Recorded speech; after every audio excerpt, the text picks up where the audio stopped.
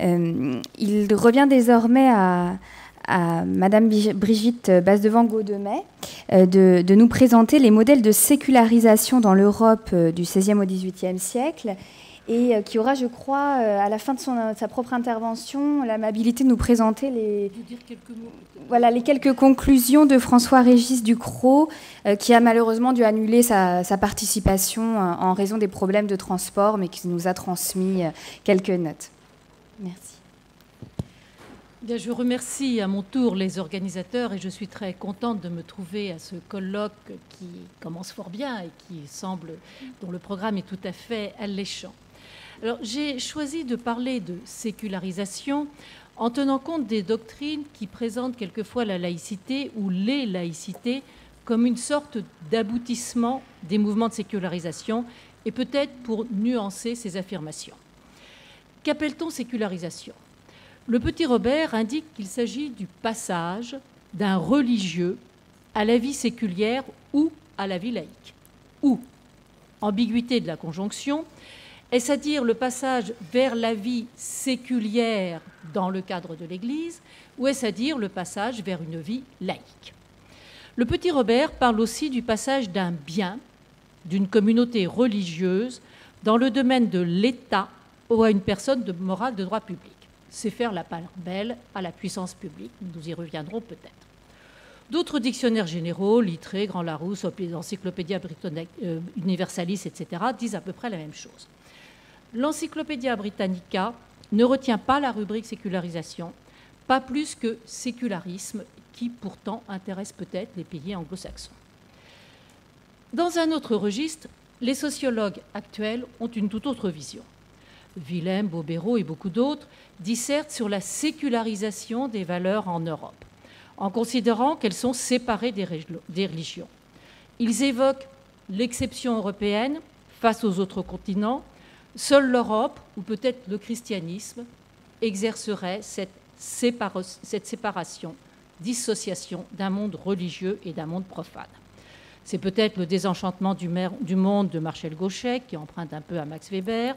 En tout cas, les sociologues analysent des modèles de sécularisation dans lesquels ils voient cette séparation. En historienne du droit, je m'intéresse au XVIe-XVIIIe siècle et les dictionnaires de l'ancien droit comportent une rubrique sécularisation. Ils sont unanimes à donner la définition qui est celle que l'on retrouve au Petit Robert, c'est-à-dire sécularisation des personnes, sécularisation des biens, qui se fait à l'intérieur de l'Église par le passage de la sphère du monde des religieux et des monastères à la sphère du monde du clergé séculier, celui des diocèses ou des paroisses. C'est ce qu'on trouve dans Furtière, Guyot, Durand-de-Maillan, Trévoux, etc. La sécularisation est une opération canonique et, ajoutent tous ces auteurs, elle nécessite l'accord du pape. Selon cette conception, est-ce que cette sécularisation de l'ancien droit peut être rapprochée de ce qui deviendra plus tard le concept de sécularisation des sociologues proches ou débouchant sur celui de la laïcité? Des liens existent peut-être, mais dans l'ancienne France, le monde profane est chrétien et ne souhaite pas établir avec l'Église une distance qui soit une opposition. Il ne s'agit pas de société sécularisée telle que les sociologues l'entendent aujourd'hui. La rubrique sécularisation n'envisage dans ces dictionnaires que l'Église. Aujourd'hui, les dictionnaires généraux de la langue française, le Petit Robert, se rapprochent de ces dictionnaires de l'ancien droit. Les sociologues ont une conception différente et c'est un petit peu cet aspect que je voudrais envisager ici. Pourquoi ces deux conceptions ? Alors, si j'ai choisi de traiter de cette sécularisation dans ce colloque qui s'intéresse aux relations entre religion et État, ce n'est pas pour retenir le droit canonique en lui-même et la sphère interne de l'Église, mais peut-être pour traiter de ce que les sociologues appellent sécularisation, peut-être à tort, et qui le renvoie éventuellement à l'Ancien Régime, en me demandant si sous l'Ancien Régime, il y a ce genre de distance, voire d'opposition, qui correspond à la définition actuelle du mot sécularisation. Alors, je pense qu'au cours de la période étudiée, 16e, 18e siècle, effectivement, il y a une emprise des États, une emprise de la puissance publique sur le religieux.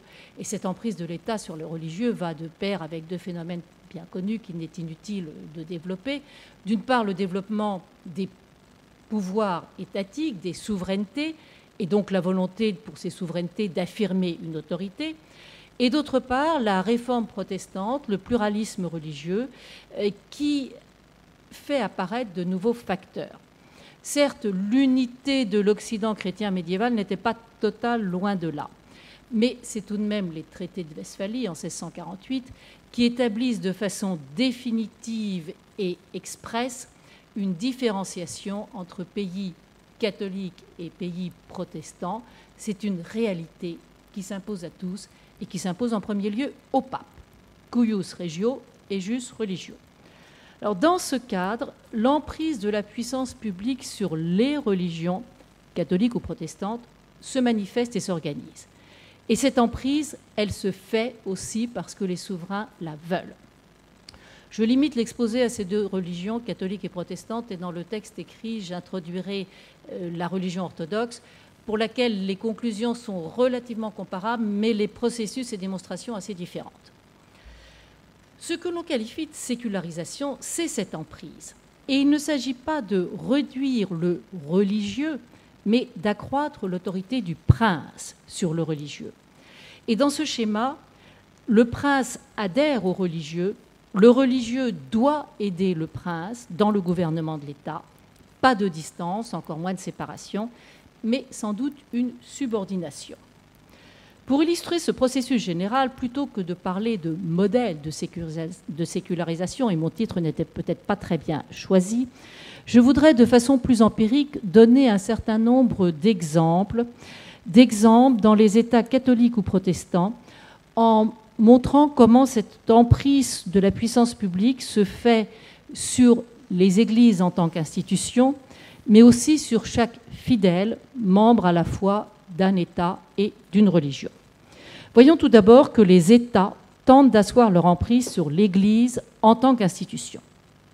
J'aborderai 3 domaines, chacun comporte de multiples facettes, mais j'en évoquerai que quelques-unes.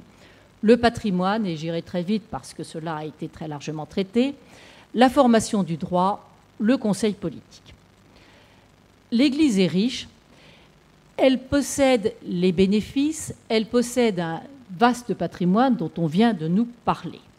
Et on souligne souvent la confiscation des biens ecclésiastiques qui a pu s'opérer, notamment dans les États protestants, au profit de la nation, du prince ou de l'État. Ce n'est sans doute pas la même chose, mais en l'occurrence, cela n'importe pas dans mon propos. Les textes parlent de confiscation. Ils ne parlent pas de sécularisation, et c'est les historiens qui, 1 siècle ou 2 siècles plus tard, diront que ces biens ont été sécularisés. Cette confiscation-sécularisation, elle est réelle. L'emprise de la puissance publique est importante sur les biens des églises réformées. Elle n'est pourtant pas tout à fait totale. Et d'autre part, la puissance publique prend en charge les dépenses que ces biens permettaient d'assumer auparavant, dépenses d'assistance, dépenses d'enseignement, dépenses de financement des membres du clergé. Donc, cette confiscation ne se fait pas contre la religion, mais effectivement, elle se fait très largement pour l'État. Alors, dans les pays catholiques, cette confiscation n'a pas lieu, en tout cas pas avec la même étendue, où elle se fait plus tard, mais on vient de nous parler des processus d'amortissement, des processus qui, sans appauvrir l'Église, permettent aux souverains de se placer au sommet. Et je crois que nous sommes assez d'accord sur les conclusions que l'on peut tirer de ce processus. En somme, à la limite, peu importe si l'Église garde ou ne garde pas toujours la propriété, ce qui est évident, c'est qu'au-dessus, le prince a un certain contrôle. Dans un autre domaine, l'Église a un droit, son droit canonique.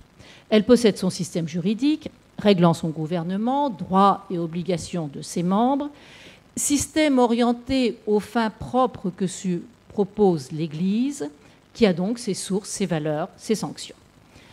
Au cours de l'époque médiévale, l'Église avait géré de très nombreux domaines juridiques. Au temps moderne, l'emprise de l'État, là encore, se marque par de nombreux mécanismes qui ont des répercussions étendues.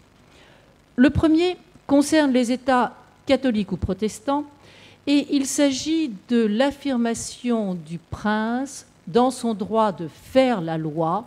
Le prince souverain, Baudin le disait, comme première marque de souveraineté, le pouvoir de faire la loi. Faire la loi et donc légiférer dans de multiples secteurs où l'Église était jusqu'alors seule à intervenir.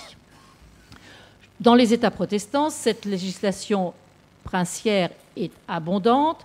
Elle se fait généralement dans un climat de relative entente entre le prince et les autorités religieuses. Dans les États catholiques, il y a parfois entente et parfois débat. De façon un peu schématique et sûrement réductrice et un peu fausse, je dirais qu'il y a très largement entente entre les évêques et le roi lorsque cette législation royale vise à accroître l'autorité de l'ordinaire diocésain sur son propre diocèse. En revanche, il y a peut-être davantage débat lorsque la législation royale vise à réduire les compétences, par exemple, des juridictions ecclésiastiques ou d'autres autorités ecclésiastiques.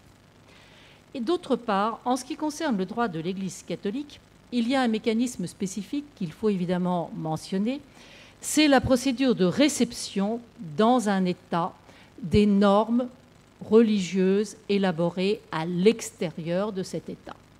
Procédure de réception pour que l'État accepte d'appliquer cette règle édictée à l'extérieur, édictée dans un concile œcuménique ou édictée éventuellement à Rome. Cette procédure de réception, en France, par exemple, relève des parlements. Et ces parlements vérifient que la norme en question est conforme aux libertés et franchises de l'Église gallicane. Alors, par cette formule vague et large, c'est une possibilité de contrôle, de rejet d'une partie du droit de l'Église catholique, contrôle selon ce que la puissance publique estime opportun ou non d'introduire dans l'ordre étatique. Une emprise assez comparable concerne la façon dont les églises réformées ou catholiques constituent un appui politique pour le prince à l'intérieur de l'État. En France, le roi catholique est roi de droit divin. Bossuet en fait la théorie, mais la réalité existe bien avant. Elle existe depuis le duc de Normandie, ou même avant. Et dans les pays réformés, rois ou princes ont toujours une position officielle dans l'Église. L'acte du suprématie de 1539 fait du chef de l'Église anglicane, enfin fait plutôt du souverain le chef de l'Église anglicane. Si le prince tire sa légitimité de la religion, parallèlement, cette religion appuie sa politique. L'Église enseigne l'obéissance au prince, elle combat les fausses doctrines qui porteraient ombrage à l'autorité des gouvernants. Dans l'Empire, les princes-évêques sont chefs temporels, responsables spirituels. Je pense aux princes-évêques de Liège ou situations comparables à Cologne, Mayence et dans bien d'autres principautés de l'Empire.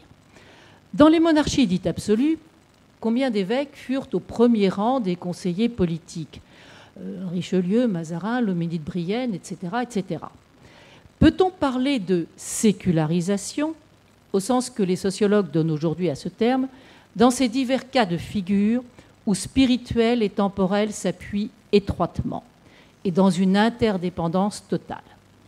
Il n'est pas question ici de la moindre distance entre ces deux pouvoirs. On les distingue, mais on les distingue sans distance.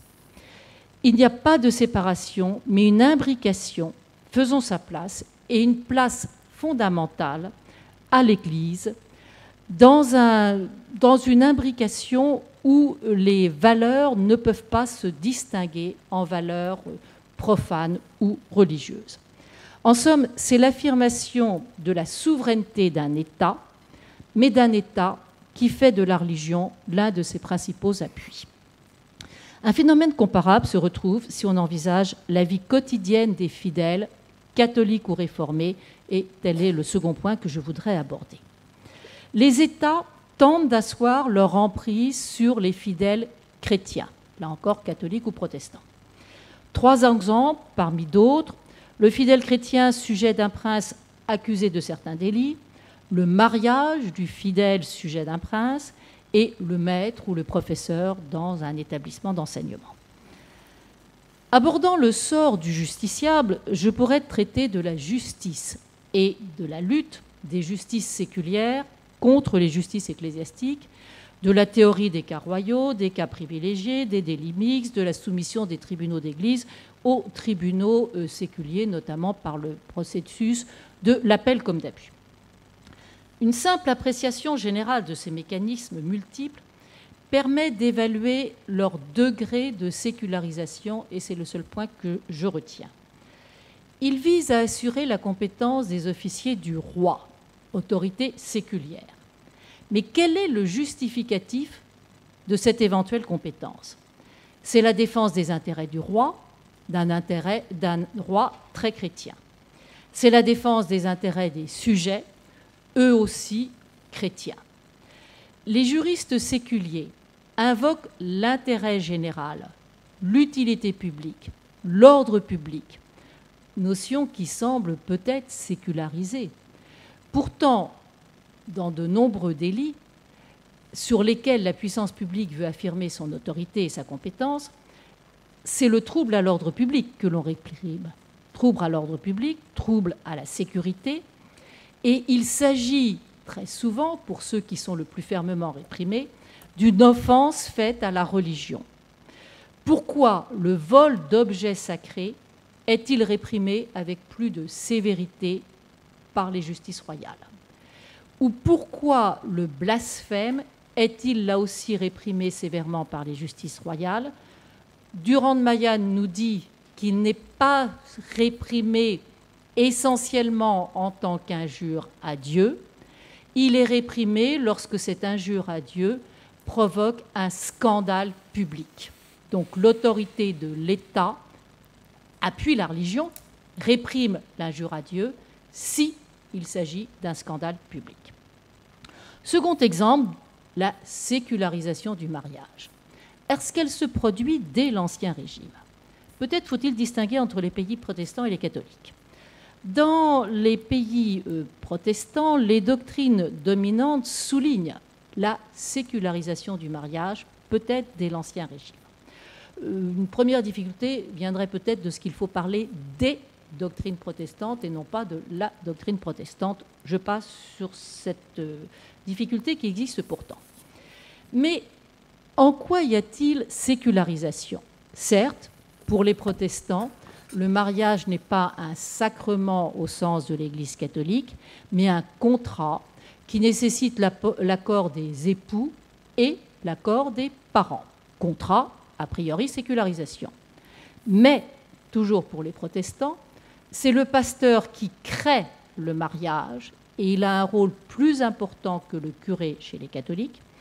Et ce sont les synodes et consistoires nationaux qui décident des empêchements, des causes de divorce, des questions enfin, pas de formalité, disons, ce serait maladroit, mais enfin des causes de validité ou non du mariage. En somme, le rôle des autorités religieuses reste absolument déterminant. Et ces décisions des autorités religieuses sont insérées dans les lois de l'État protestant. L'État reprend la législation religieuse. En ce sens, il y a peut-être sécularisation, mais certainement pas de distance. Dans le mariage catholique, les choses sont un peu différentes. Au temps moderne, le mariage catholique est régi par les dispositions du Concile de Trente, qui imposent certaines formalités, qui refusent de tenir compte de façon absolue du consentement des parents, ce qui mécontente un certain nombre de familles et ce qui mécontente la royauté en France. Pourtant, les ordonnances royales se multiplient au XVIe et XVIIe siècle. Elles se multiplient, mais jamais la loi du roi n'a osé venir contredire la norme canonique. Elle a essayé de l'aménager sans la contredire. Les parlements ont osé, mais pas la loi. Et si on parle de contrat dans la doctrine française sous l'Ancien Régime pour le mariage, les civilistes et les canonistes s'accordent totalement pour dire que ce contrat, c'est la matière du sacrement. Le contrat n'a pas son existence autonome, il est la matière du sacrement de mariage. Les civilistes le disent autant que les canonistes. Alors, sous l'Ancien Régime, le roi marque son autorité sur le mariage, mais sur un mariage qui n'est pas détaché de l'Église. Pourtant, au cours de l'Ancien Régime, une autre institution apparaît en Europe, le mariage civil, et non pas sécularisé. Mariage civil, en 1580, la Hollande et la Frise de l'Ouest instaurent un mariage civil devant l'officier d'état civil. Même mesure de Cromwell, mais comme d'autres mesures de Cromwell, révoquées quelques années plus tard. Même chose à la fin du XVIIIe siècle à Naples ou en Autriche, catholique, mais aussi en Suède, en Norvège, au Danemark, protestant. En France, il faut attendre la Révolution, la loi de septembre 92, pour que contrat et sacrement soient dissociés, et on pourra peut-être à partir de cette dissociation voir une opposition, et le mariage civil prend alors naissance. Troisième exemple, et dernier que je citerai, c'est celui des maîtres chargés de la formation du jeune chrétien, sujet d'un prince, clerc ou laïc. Les universités des temps modernes fleurissent, même si la splendeur médiévale est peut-être révolue. Elles sont catholiques ou protestantes, c'est-à-dire qu'elles ne sont pas laïques, même si elles sont créées par un prince. Deux modèles coexistent. Des universités protestantes, créées par des princes gagnés à la réforme protestante et des autorités religieuses locales. Il s'agit d'y former celui qui sera tout à la fois serviteur de la nouvelle religion et du prince. Service de l'Église et de l'État ne sont pas dissociés. Ce service doit être assuré localement au profit du prince et de l'Église locale. La situation des universités catholiques est un peu plus complexe. Souvent, et pas toujours, il y a un accord entre l'ordinaire du lieu, l'évêque du lieu, et le roi, et l'université peut être ainsi créée. Mais l'Église catholique est universelle. Son autorité suprême est à Rome. Le pape, les congrégations romaines veillent et ont toute liberté pour dire qu'une université peut ou ne peut pas conférer des grades reconnus par l'autorité romaine. Si on ajoute les prétentions des jésuites, la situation se complique encore. Dans ces conflits, on voit très souvent le roi et l'évêque d'un côté, de l'autre côté Rome, je mets les jésuites entre parenthèses. Je constate que les tensions se font entre autorité du royaume et autorité extérieure au royaume. Elles ne se font pas entre laïcs ou sécularisés et puis religieux. Ces réflexions sur les universités permettent une conclusion plus large, et c'est ce que j'aborde ici. Sans parler de modèle de sécularisation, on constate, j'ai cité quelques exemples, cette emprise de l'autorité publique. Emprise d'une autorité publique qui est catholique ou protestante et qui n'est pas laïque. Emprise sur une autorité religieuse qui veut gérer également la religion, parce que la souveraineté du prince s'appuie sur cette religion. Celle-ci n'a pas les mêmes caractères dans les États protestants ou dans ceux qui sont restés catholiques. Le protestantisme s'organise dans un cadre local et le chef de l'État a une place prédominante dans l'organisation de la religion. Cela permet un meilleur accord, une meilleure harmonie. Il n'est pas besoin d'établir quelque distance que ce soit entre la religion et le pouvoir politique. La situation est plus délicate dans les pays catholiques. Clergé local et prince peuvent avoir des relations étroites et sereines. Mais l'Église catholique, ayant son chef à Rome, lorsque le roi de France ou les parlements défendent les libertés de l'Église gallicane, ils sont en plein accord entre eux, accord entre l'épiscopat du royaume, accord avec l'assemblée du clergé, mais pas toujours avec l'autorité romaine. Selon ces deux modèles, protestants ou catholiques, on constate cette même emprise du politique. Mais lorsque j'ai employé des termes spécifiques, j'ai parlé de confiscation des biens, j'ai parlé de mariage civil, les auteurs de l'Ancien Droit ne parlaient pas de cette sécularisation pour qualifier l'emprise de la puissance publique. La sécularisation telle que nous l'entendons aujourd'hui et telle que nous envisageons parfois qu'elle se soit produite sous l'Ancien Régime est cette autorité publique, mais non pas un début de laïcisation. Voilà ce que je voulais vous dire. Je vous remercie.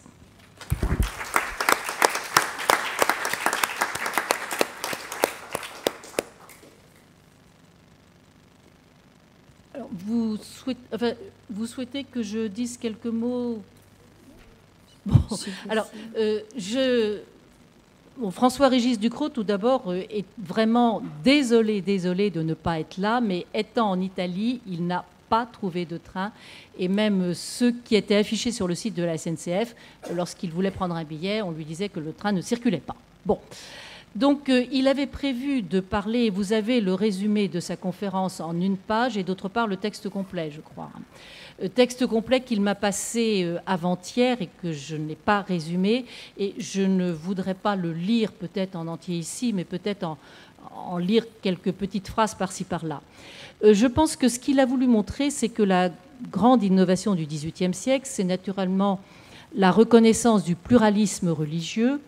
Pluralisme qui n'était peut-être pas une première étape vers la séparation, du moins lorsqu'il s'est introduit, il était sans doute une volonté de soumission plus que de séparation. Alors, il dit tout d'abord que l'œuvre révolutionnaire à ses débuts accorde une place fondamentale à la religion. La constitution civile du clergé en est une évidence. Elle veut une union entre la nation et l'Église, mais cette union qui voulait s'inscrire dans la continuité de l'Ancien Régime va donner les suites que l'on connaît. En somme, une soumission juridique qui était voulue et qui, dans le contexte de la Révolution, ne va pas fonctionner véritablement. Ce qu'il indique aussi, c'est que la religion devient quelque chose qui est considéré à partir de la Révolution comme un fait, et ça c'est le pluralisme religieux, la liberté religieuse implique que l'État ait un autre regard sur la religion, c'est un fait et ce n'est plus une doctrine qui est à l'origine de l'autorité de l'État. Dans une première partie, François-Régis Ducrot retraçait le cadre juridique fondateur, tout d'abord celui de l'Église catholique, c'est-à-dire le Concordat de 1801, auquel s'ajoutent les articles de 1802, mesure unilatérale de l'État qui permet à l'État d'affirmer son autorité. Et ce qui me semble fondamental dans son texte, c'est la façon dont il montre que cet ordonnancement monarchique de l'Église, tel que Napoléon l'a voulu, était calqué sur les structures ecclésiales. C'est-à-dire que Napoléon a pu utiliser la structure hiérarchisée de l'Église pour construire son modèle du Concordat et des articles organiques. En somme, cet ordonnancement inspiré de l'ecclésiologie romaine fournit au premier consul un modèle applicable aux autres cultes reconnus, et il passe toujours dans cette première partie aux autres cultes reconnus. Alors, pour les protestants réformés calvinistes ou pour la confession d'Augsbourg luthérienne, il note que la configuration institutionnelle cultuelle a un aspect artificiel parce que dans le régime mis en place par Napoléon en 1802, l'ordonnancement protestant doit ressembler à celui des catholiques. C'est la volonté de l'empereur. Et ce protestantisme ne reconnaissait pas, initialement cet agencement hiérarchisé, non pas qu'il n'y avait pas forcément une certaine hiérarchie, mais ne reconnaissait pas cet agencement typique de l'Église catholique et l'avait même rejeté. Le clergé protestant, dans le système de Napoléon, est en quelque sorte institué civilement et légalement, nous dit François Régis, ce que la Réforme avait dénoncé dans l'Église catholique. Donc une volonté de Napoléon de couler dans un même moule étatique les différentes religions. Pour le culte juif, les choses se font quelques années plus tard, mais de la même façon, même structure hiérarchisée dans laquelle le culte juif est censé se couler, alors que ce n'était pas véritablement le système commun du judaïsme. Mais il s'agit pour Napoléon, encore une fois, de permettre au gouvernement de contrôler. Bon, ces législations durent, et dans ce cadre législatif, la question que se pose François-Régis Ducrot, c'est celle de la condition ou du statut des ministres du culte. Sont-ils des fonctionnaires de l'État? La question a été très discutée, et en ce qui concerne une idée d'emprise de l'État, je crois qu'il a eu parfaitement raison de prendre cet angle d'attaque. Alors, la question est discutée, elle est particulièrement difficile, comme il le note, parce qu'au XIXe siècle, et en fait avant 1946, il n'y a pas de définition du fonctionnaire. Donc, c'est l'agent de l'administration, l'agent public, mais le fonctionnaire, on ne sait pas exactement ce que c'est. Alors, dans quelle mesure les ministres du culte se rapprochent-ils des fonctionnaires? Ils s'en rapprochent parce qu'ils remplissent une mission de service public. Effectivement, les cultes sont des services publics, donc ils participent à un service public de l'État. Ils s'en rapprochent aussi parce qu'ils sont rémunérés sur fonds publics, mais les ministres du culte considèrent, eux, qu'il s'agit de la compensation de la confiscation de la Révolution. Ils s'en rapprochent aussi parce qu'ils prêtent un serment de fidélité à l'État, qui avait été admis dans le Concordat pour l'Église catholique et qui est repris dans les autres cultes. Et ils s'en rapprochent, quatrième point, parce qu'ils disposent de prérogatives de puissance publique et participent à l'autorité publique, et sur ce point, on pourrait effectivement détailler.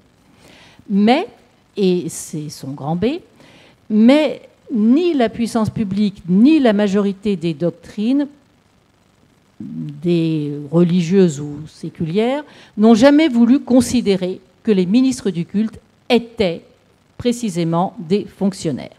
Et là, François-Régis Ducrot se réfère entre autres choses à Maccarel. Maccarel qui dit qu'il faudrait distinguer les ministres du culte qui sont tout à la fois des agents publics et des officiers religieux. Ils sont tout à la fois. Et en tant qu'acteur liturgique et pastoral, le ministre du culte n'est pas soumis à l'administration gouvernementale et ne peut être qualifié de fonctionnaire. En revanche, en tant qu'agent public, il doit obéir aux directives de l'administration. Alors il y aurait en somme ces deux aspects dans le ministre du culte. Alors, les religions ont toujours considéré que les ministres du culte n'étaient pas des fonctionnaires. Pour le culte catholique, on a invoqué le sacrement de l'ordination, on a invoqué aussi l'obéissance due à l'évêque et non pas à l'État. Et pour les autres cultes, les religions invoquent le mode de désignation des ministres du culte par élection, avec une institution éventuellement par une autorité religieuse, mais pas par l'État. L'État